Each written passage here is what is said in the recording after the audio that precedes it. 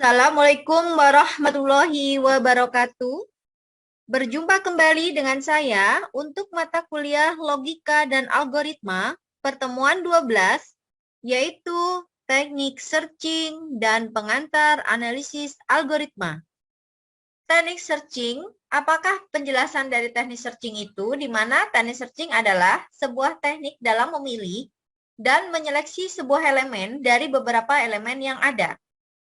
Untuk teknik searching yang akan dibahas di sini adalah yang pertama mengenai teknik linear atau sequential search dan teknik Straight-Max-Min. Untuk yang dibahas pertama adalah teknik linear atau sequential search, di mana teknik ini adalah pencarian untuk data yang sudah terurut atau yang belum terurut. Teknik ini sangat berbeda dengan binary search yang pernah dibahas sebelumnya, di mana binary search itu adalah datanya harus terurut. Kelemahan dari teknik linear atau sequential search ini adalah sangat lambat karena pencariannya yang dimulai dari record ke-1 diteruskan ke record selanjutnya, yaitu record 2, record ke-3, sampai diperoleh isi record sama dengan informasi yang akan dicari atau nilai X-nya. Kecepatan waktu pencarian tergantung pada jumlah elemen data dan posisi data yang akan dicari. Untuk berikutnya, pada teknik linear atau sequential search ada algoritmanya, di mana yang pertama tentukan I sama dengan 1. I adalah urutan data, bukan indeks seperti bahasa pemrograman, di mana ketika nilai I tidak sama dengan X di sini adalah nilai yang akan dicari, maka tambahkan I sama dengan I ditambah 1. Ulangi langkah nomor 2 sampai nilai I sama dengan X atau I lebih besar dari N. Jika I sama dengan N plus 1, maka akan mencetak pencarian gagal, dan selain itu mencetak pencarian sukses. Di sini ada contoh dari teknik linear atau sequential search-nya. Yang pertama ada data A, yaitu ada 10, 4, 9, 1, 15, dan 7. Di mana yang akan dicari di sini adalah X-nya adalah 15. Bagaimana langkah pencariannya? Berdasarkan algoritma yang ada, kita pertama adalah menentukan I sama dengan 1. Di mana dimulai data ke-1 yaitu 10. Yang langkah kedua, di sini apakah nilai I tidak sama dengan X, di mana 10 kita bandingkan dengan nilai X-nya yaitu 15. Jika tidak sama, maka tambahkan I sama dengan I plus 1. Jadi 10 tidak sama dengan 15, maka menjadi A2 yaitu 4. Dan di sini kita lakukan perbandingan. 4 tidak sama dengan 15, maka akan dilakukan penambahan ke A3 yaitu 9. Dan di sini 9 tidak sama dengan 15, maka ke A4 yaitu 1. 1 tidak sama dengan 15, maka ke A5 sama dengan 15. Dan di sini 15 sudah sama dengan 15, maka ke poin 4 yaitu pencarian sukses. Maka dari algoritma tersebut, di sini jumlah pencariannya adalah tergantung posisinya, di mana dapat dianalisis algoritmanya, di mana pencarian itu tergantung letak posisinya. Jika data yang dicari itu di depan, maka hanya sekali data langsung ditemukan. Itu merupakan kasus terbaik ya. Nah, jika data yang dicari itu ada di akhir atau tidak ditemukan, maka termasuk kasus yang terburuk ya. Nah, di sini bisa dapat dianalisis ya untuk teknik linear atau sequential search itu adalah merupakan pencarian tergantung posisi datanya di mana. Jika datanya di depan itu adalah lebih mudah dicari, jika datanya ke record ke N atau berapa itu akan lambat karena harus mencari secara berurutan. Untuk contoh 2, di sini apabila ditemukan kondisi nilai I sama dengan N plus 1, maka pencarian tidak ditemukan atau gagal, dikarenakan jumlah elemen adalah N plus 1 artinya data yang dicari bukan merupakan elemen data dari N. Untuk berikutnya, di sini ada penggalan codingan program dari teknik sequential linear sort. Di sini kita definisikan sequential sort-nya, di mana I sama dengan 0. I itu adalah indeks, ya. Di sini ada pos itu adalah posisi, di mana posisi itu adalah I ditambah 1, indeks ditambah 1, seperti teori algoritma sebelumnya ya. Nah, di sini akan berhenti jika I sama dengan panjang datanya atau pada posisi itu panjang data plus 1. Ya. While I lebih kecil panjang data, maka akan diulang atau berhentinya pada posisi panjang data plus 1 karena posisinya I ditambah 1. Dia akan berhenti ketika data pada posisi ini ditemukan, si K-nya. Si K ini sama dengan data pada posisi I. Jadi, data pada posisi I sama dengan Q itu akan berhenti perulangannya. Di sini akan berhenti, ada dua kondisi, ketika I sama dengan N, atau posisinya sama dengan N plus 1. Di sini posisi I sama dengan 1, berhenti secara perulangan, namun jika data ditemukan akan berhentikan secara paksa. Jika posisinya itu lebih kecil sama dengan panjang datanya, maka datanya ditemukan pada posisi tersebut. Jika tidak, maka data tidak ditemukan, ya, maka tidak ditemukan. Di sini misalkan ada data yaitu 10, 4, 9, 1, 15 dan 7. Untuk search-nya adalah data ke-15. Maka hasil programnya adalah data 15 ditemukan di posisi 5. Berikutnya, teknik pencarian max-min, yaitu teknik strat max-min. Di mana untuk teknik ini adalah menentukan atau mencari elemen max-min pada himpunan yang berbentuk array linear. Di mana untuk teknik strat max-min ini adalah pencarian ganda, yaitu mencari maksimal dan minimumnya. Nah, di sini ada analisis waktu tempuh atau time complexity-nya yang digunakan untuk menyelesaikan pencarian hingga mendapatkan tingkat kompleksitas yang terbagi atas best case, worst case, dan overhead case. Ada algoritma dalam bahasa pemrograman Python untuk teknik strat max-min-nya, di mana di sini mulai dari nilai awal max A0 dan min-nya adalah A0. Kemudian kita ulangi ya dari 1.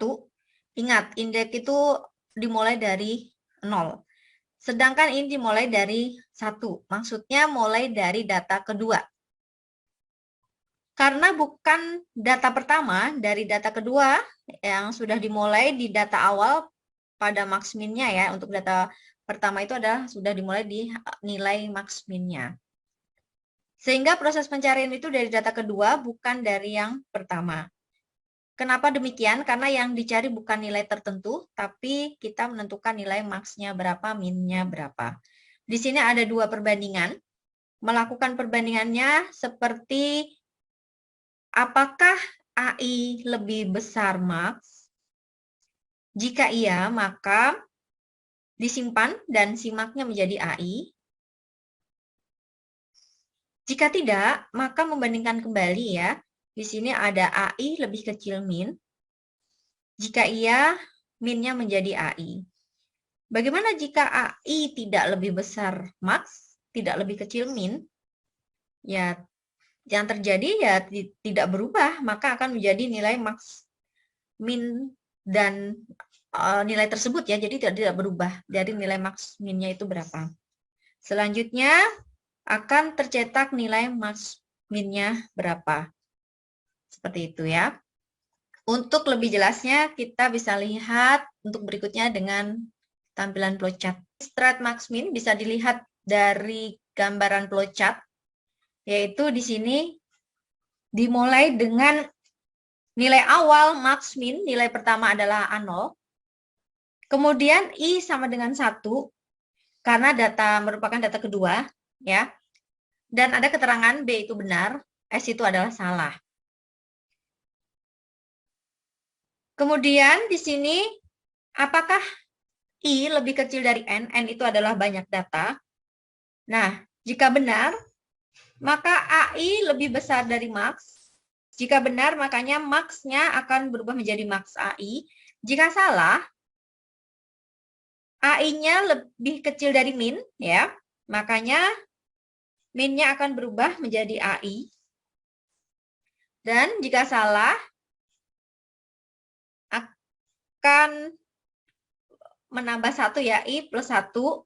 Apakah I lebih kecil dari N? Misalkan sudah terpenuhi banyaknya data, akan mencetak salah. Akan kesalah ya, dan tercetak max min-nya berapa. Seperti itu. Untuk berikutnya yang dibahas mengenai base case. Pada kasus ini, keadaan tercapai jika elemen pada himpunan A disusun cara increasing atau menaik dengan perbandingan waktu N min 1 kali satuan operasi. Kondisi pencarian yang tercepat atau terbaik, ya seperti itu.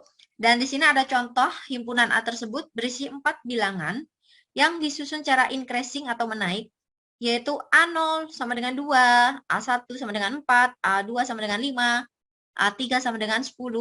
Dan di sini yang diminta adalah tentukan atau cari bilangan max min serta jumlah operasi perbandingan yang dilakukan. Untuk kasus base case dapat diselesaikan dengan menggunakan diagram flowchart. Di sini ada keterangan B benar, S salah, P perbandingan. Di sini dimulai dengan jika ada data pertama adalah 2, yaitu di max A0 dan min A0, yaitu 2, di mana I sama dengan 1, I-nya dimulai dari data 1 berdasarkan indeks data, yaitu 0, 1, 2, dan 3, karena akan mencari data kedua. I lebih kecil dari N. N itu adalah banyaknya data. Di sini ada 4 data, ya. 4. Benar. Jadi di sini AI lebih besar max. Untuk max, nilainya max itu yang pertama adalah 2, karena sudah diketahui yang di awal ada 2. Untuk AI, yang pertama adalah data kedua adalah 4, berarti 4 lebih besar dari 2. Betul. Di sini untuk max-nya A1 yaitu 4. Ya, di sini A1-nya 4 dan di sini I plus sama dengan 1, di sini ditambah 1 yaitu 2 lebih kecil dari 4, ya. Dari sini kita lihat untuk perbandingannya adalah 1, ya. Untuk yang berikutnya di sini ada 2 lebih kecil dari 4. Di sini A2-nya jadi berapa? A2-nya 5.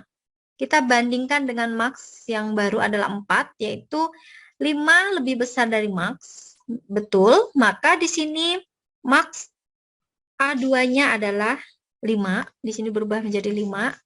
Dan di sini I plus 1-nya yaitu 3 ya. 3 lebih kecil dari 4, jawabannya benar.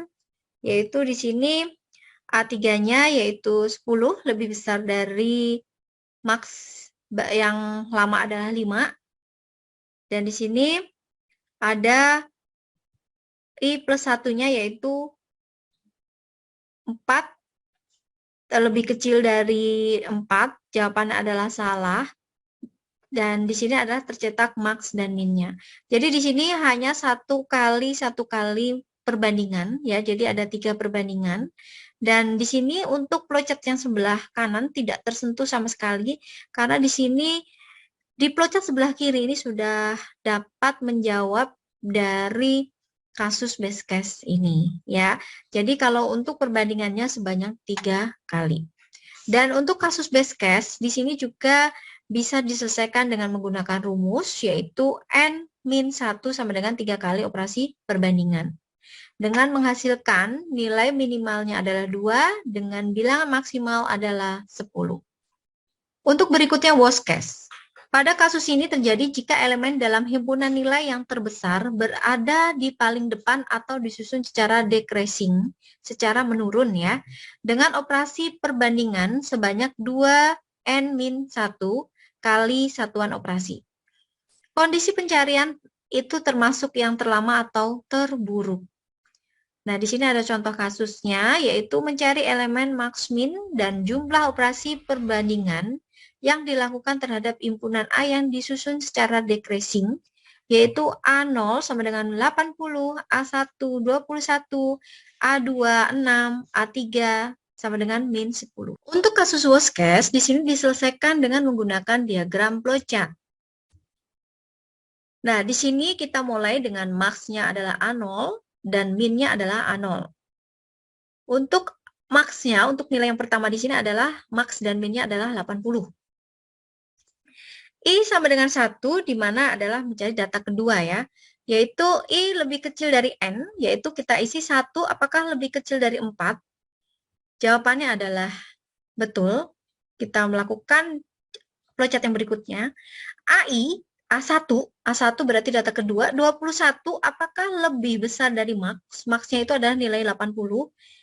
Jawabannya adalah salah, berarti kita melakukan flowchart ya, melakukan perbandingan flowchart yang sebelah kanan.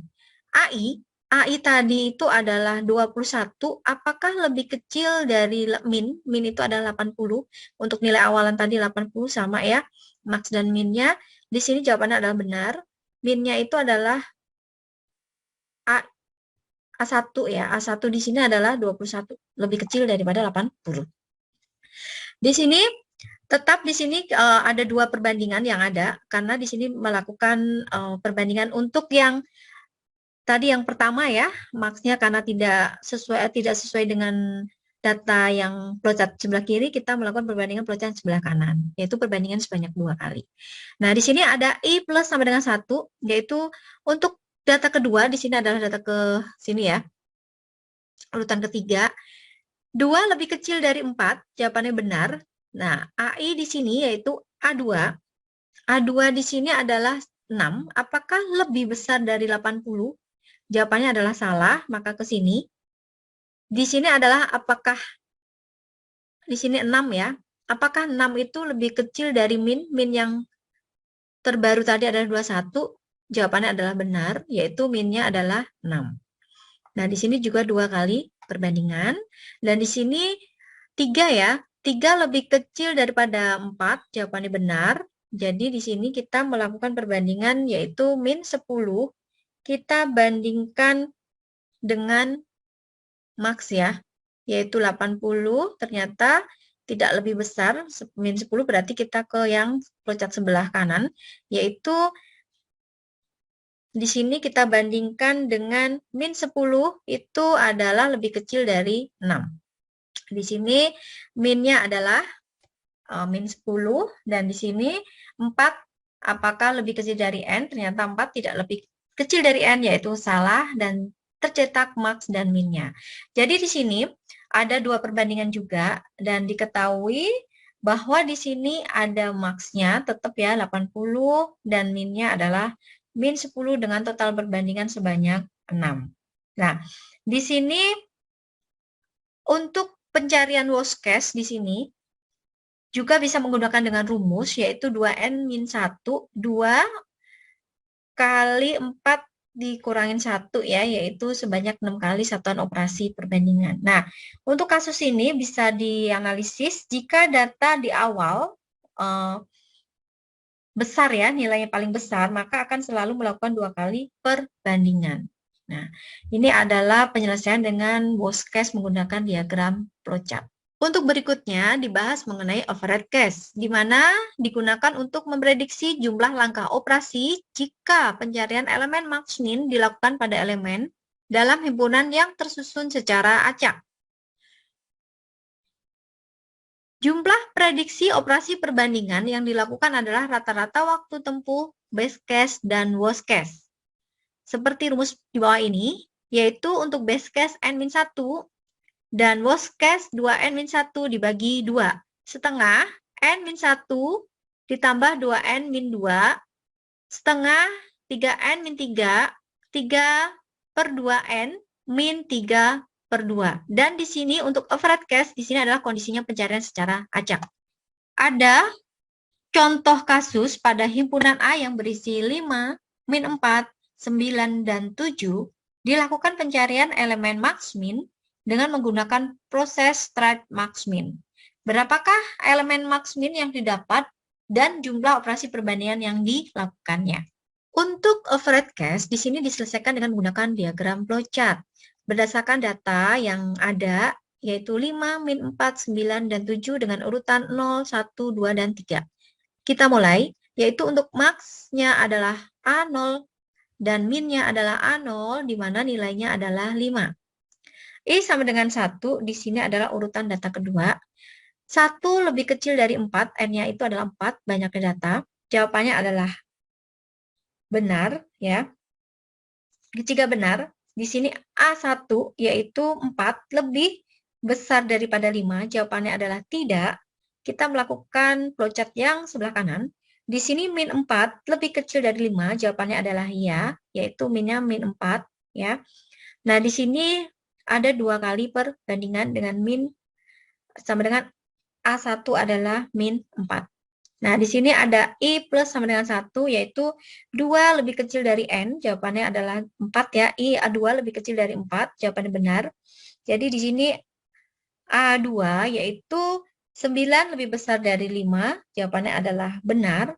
Yaitu untuk nilai yang terbaru max adalah 9, di sini adalah 1 kali perbandingan. I plus 1-nya yaitu 3 lebih kecil dari 4, jawabannya adalah benar. Kita lakukan perbandingan yaitu A37 lebih besar daripada 9, jawabannya tidak. Kita melakukan perbandingan di flowchart ke sebelah kanan, yaitu 7, apakah lebih kecil dari min 4? Jawabannya tidak. Nah, di sini adalah 2 kali perbandingan, walaupun di sini tidak ada berubah ya, tetap sama gitu ya, yaitu tetap sama hasilnya, dan di sini 4 apakah lebih kecil dari 4? Karena salah, tercetak max dan minnya. Dari kasus ini bisa dilihat untuk maxnya adalah 9 dan minnya adalah min 4 dengan total perbandingan adalah 5. Untuk berikutnya, untuk kasus overhead case di sini adalah kasus yang secara acak, di mana untuk overhead case di sini adalah hanya untuk memprediksi. Jadi tadi diprediksi operasi perbandingan adalah 5, itu ada dengan program flowchart ya. Tapi untuk penyelesaian dengan rumus di sini hasilnya akan berada di antara best case dan worst case. Nah, jika menggunakan rumus itu adalah hasilnya 4,5. Nah, di sini rumus hanya untuk memprediksi karena overhead case itu di antara best case dan worst case. Nah, untuk best case itu bisa nilai 3 atau worst case itu nilai 6. Jadi di antara 4 sampai dengan 5. Nah, seperti itu. Jadi untuk jumlah data dengan 4 ya, dengan totalnya 4 di sini bisa diselesaikan dengan overhead case antara 4 dan 5. Jadi untuk rumus di sini adalah hanya prediksi dan dihasilkan dengan menggunakan rumus adalah 4,5. Nah, di sini ada note, penggunaan overhead case digunakan untuk membandingkan algoritma di mana jika terjadi perbedaan nilai yang lebih baik antara best case dan worst case, seperti max short dan quick short, di mana best case lebih baik quick short, namun worst case lebih baik max short. Sehingga untuk menentukan algoritma terbaik dilakukan perbandingan overhead case. Ya, di sini untuk pembahasan quick short, max short tidak akan dibahas lebih jauh karena di sini hanya pengantar analisis algoritma saja ya. Untuk analisis algoritma yang akan lebih mendalam mungkin bisa didapatkan di pembelajaran yang lainnya. Untuk berikutnya adalah kesimpulan dari analisis algoritma. Bahwa setiap algoritma bisa dianalisis langkah operasi yang dilakukan untuk menentukan kompleksitasnya. Untuk menyatakan suatu algoritma, lebih baik bisa dilakukan dengan membandingkan kompleksitas algoritma tersebut secara menyeluruh. Jika terjadi perbedaan nilai yang lebih baik antara best case dan worst case, maka untuk menentukan algoritma terbaik bisa dilakukan perbandingan overhead case. Nah, di sini bisa dibandingkan dengan best case dan worst case-nya terlebih dahulu. Jika best case dan worst case-nya paling baik di algoritma A dan di algoritma B, gitu kan ya, maka algoritma dan B sama bagusnya, maka perlu dilakukan perbandingan overhead case-nya. Baik, itu saja materi pertemuan 12 yang dapat disampaikan. Semoga bermanfaat. Wassalamualaikum warahmatullahi wabarakatuh.